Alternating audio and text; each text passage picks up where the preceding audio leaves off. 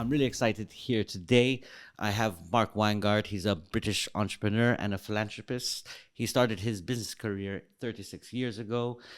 He started as a trader. He founded a financial technology company and sold it. He's the founder of Inyala Luxury Hotels and Inspirasia Foundation. He's been in Malta for 9 years. He just opened in 2020 the Inyala Harbor House in St. Barbara Bastions. Mark, you're undoubtedly been a success in your career, not only in the hospitality industry, but in different investments in real estate. Strive to Thrive is here to inspire business people, people wanting to come into the industry. But one thing that I understand that you have a good knack of is leadership. And tips for great leadership in our industry is needed.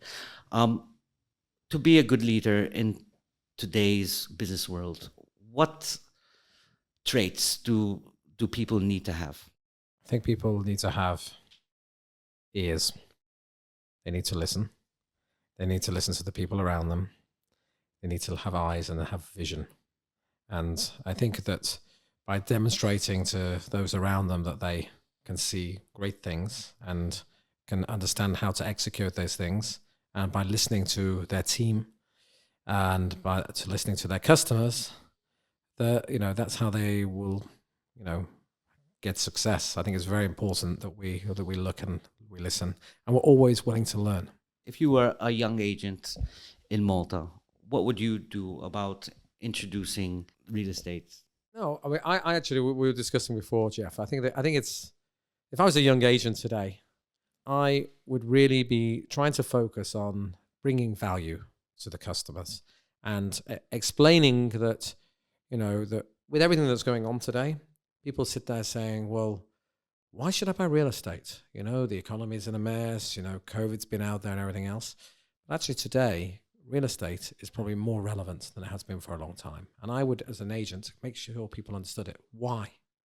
We're in a world where inflation is rampant. And inflation today of cost of building is running at 10 to 15%. So definitely in the next 2 to 3 years, cost of real estate is going to pop by 20 to 30%. It has no choice, all right?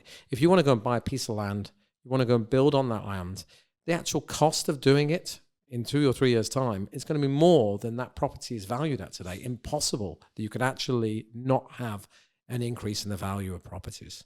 So I would make sure that the clients understood that today was a great opportunity, that you can sit down and invest in Bitcoin, you can invest in the stock market, you can invest in all different manner of things. But real estate is bricks and mortar. The cost of those bricks, the cost of that mortar has gone up substantially. And therefore, you don't have to worry about the future. You don't have to worry whether prices are going to go up or down. They will go up because they have to, just because the cost of building is going to go higher. And therefore, if you want to make sure that, not many businesses you can go into and get leverage. You can borrow money from a bank, 50% or 75% or whatever. It's a chance to really go in and earn some cash. So your customers need to understand today that what they're buying is a real opportunity. And I think they need to look at the right areas.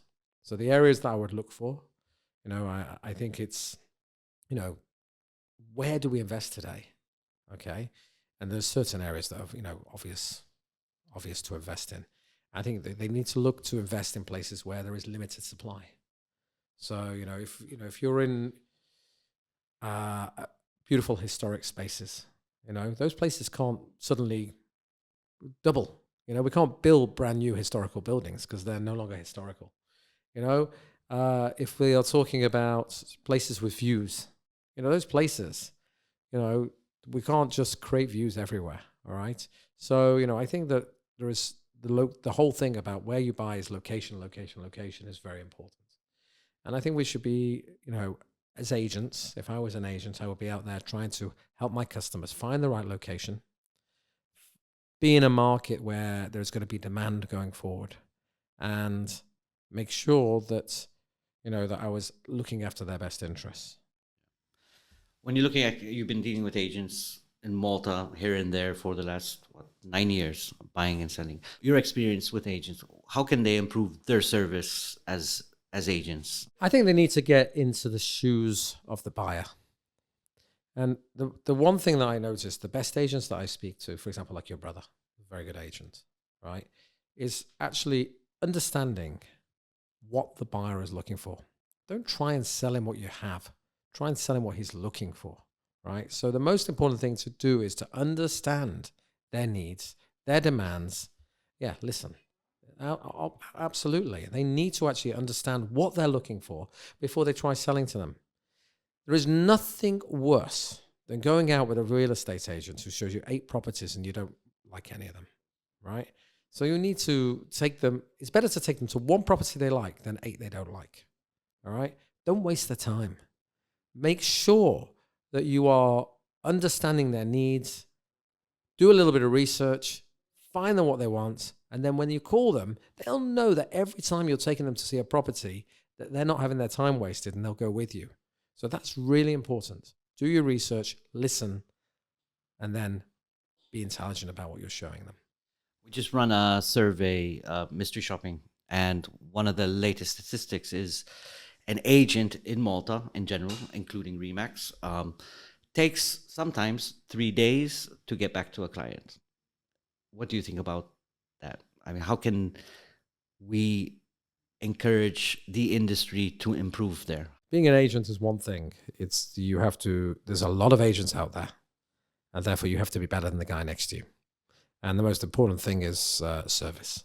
So I think that if you are not responsive, then the guy's not going to call you back. And if you ignore him, he won't take your phone calls. You got to be careful. Don't get back to him too many times.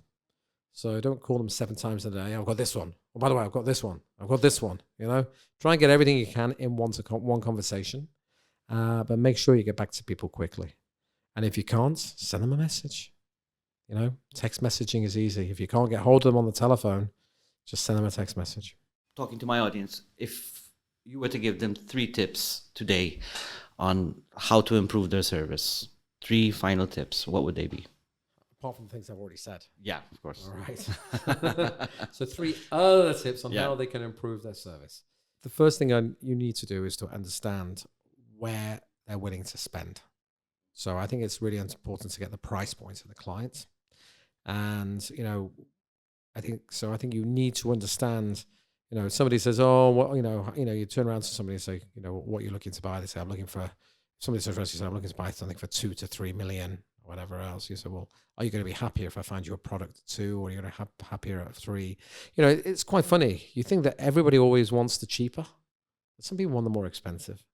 Some people want a better product. Some people want the more quality product. So understand what they want to spend. Understand the quality that they want to get. Because, I could take you into a property that costs 3 million, 700 square meters. And I can take you to another property that's 3 million, that's 300 square meters. The 300 square meter property may be better value because it may be better quality, better views, better built. And, it's important to understand what your client is looking for in terms of quality, not just in terms of price. And, I think it's important that you listen to them and that you find out from them also, where they want to be. So those are the 3 things that I would say important. It's their location. Do you want, there's no point, for example, you come to me with I'm looking for property. I'll always look, right? But you come to me and show me a property in Medina. It could be the best property in Medina. It could be really cheap. I'm not interested. Okay, it just doesn't interest me. You show me something in Floriana, Valletta, the 3 cities. I'd be interested. But I have a certain type of property that I look for. So I think each of us, you need to understand their locations, their qualities they're looking for. And really, you need to get inside their head. That's the most important thing. You need to get to know them. You probably have to show them a few duds in the first place, because you'll only learn at the very beginning, because not everybody can express what they want. But, when you are taking them on their first trip around, make sure that you are listening to them and taking notes, and then don't make the same mistake and show them the same properties next time they're not looking for. One thing that's really important, though, for buyers is that buyers are fearful of agents. They're scared of agents because, when I walk into a property, if you turn around to me and tell me, oh yeah, this property is 200 square meters and I can see it's 140, right? That's the worst thing you can ever say. Don't bullshit. Be honest, right? So I think one of the worst things that happens with agents is they can lie.